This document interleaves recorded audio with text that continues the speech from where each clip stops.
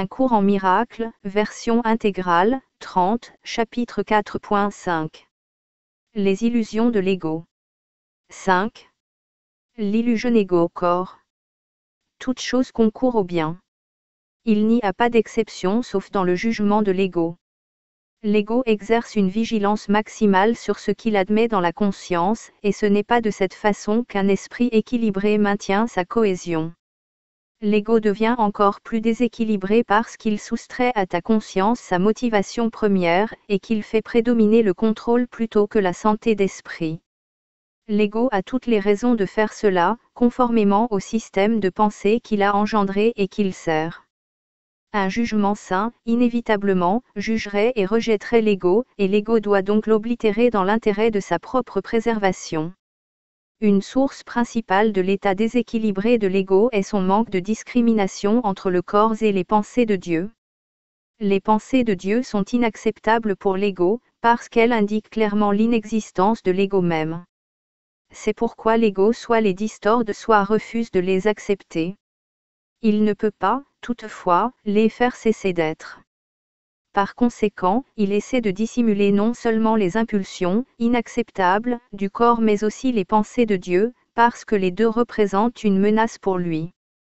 Se souciant principalement de sa propre préservation face à la menace, l'ego les perçoit comme étant les mêmes.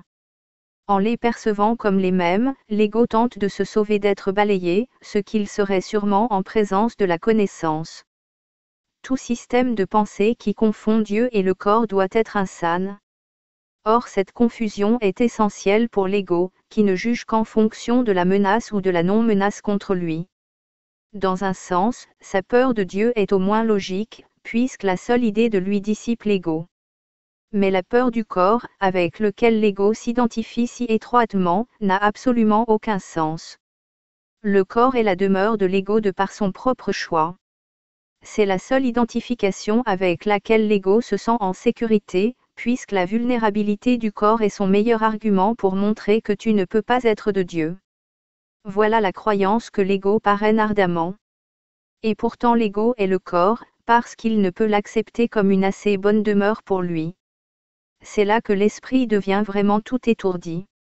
L'ego lui ayant dit qu'il fait vraiment partie du corps et que le corps est son protecteur, voilà qu'il dit aussi à l'esprit que le corps ne peut pas le protéger. Alors l'esprit demande, où puis-je obtenir protection, à quoi l'ego répond, tourne-toi vers moi.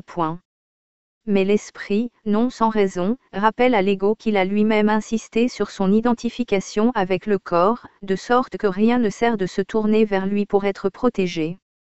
À cela l'ego n'a pas de vraie réponse parce qu'il n'y en a pas, mais il a une solution typique. Il oblitère la question du champ de la conscience. Une fois sortie de la conscience, la question peut provoquer, et de fait provoque un malaise, mais elle ne peut pas trouver de réponse parce qu'elle ne peut pas être posée.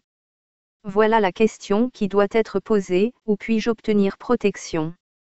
Chercher, et vous trouverez, ne signifie pas que tu doives chercher aveuglément et désespérément quelque chose que tu ne reconnaîtrais pas. Une recherche signifiante est une recherche entreprise consciemment organisée et consciemment dirigée. Il faut que le but soit formulé clairement et gardé à l'esprit. Apprendre et vouloir apprendre sont inséparables. Tu apprends le mieux quand tu crois que ce que tu essaies d'apprendre a de la valeur pour toi. Toutefois, ce n'est pas tout ce que tu veux apprendre qui est une valeur durable. De fait, il se peut que bien des choses que tu veux apprendre aient été choisies parce que leur valeur ne durera pas. L'ego trouve avantageux de ne pas s'engager envers quoi que ce soit qui est éternel, parce que l'éternel doit venir de Dieu. L'éternalité est la seule fonction que l'ego ait essayé de développer, mais en échouant systématiquement. L'ego transige sur la question de l'éternel, de même qu'il transige sur tous les points qui touchent de près ou de loin à la vraie question. En s'occupant de questions digressives, il espère cacher la vraie question et la garder hors de l'esprit. L'affairement caractéristique de l'ego à tout ce qui est non essentiel sert précisément à cela. Ces préoccupations de problèmes ainsi montés qu'ils sont impossibles à résoudre sont des mécanismes favoris de l'ego pour freiner le progrès de l'apprentissage. Or la seule question que ne posent jamais ceux qui suivent ces tactiques de diversion est la suivante: pourquoi? C'est la question que tu dois apprendre à poser à propos de tout. Quel est le but? Quel qu'il soit, il dirigera automatiquement tes efforts.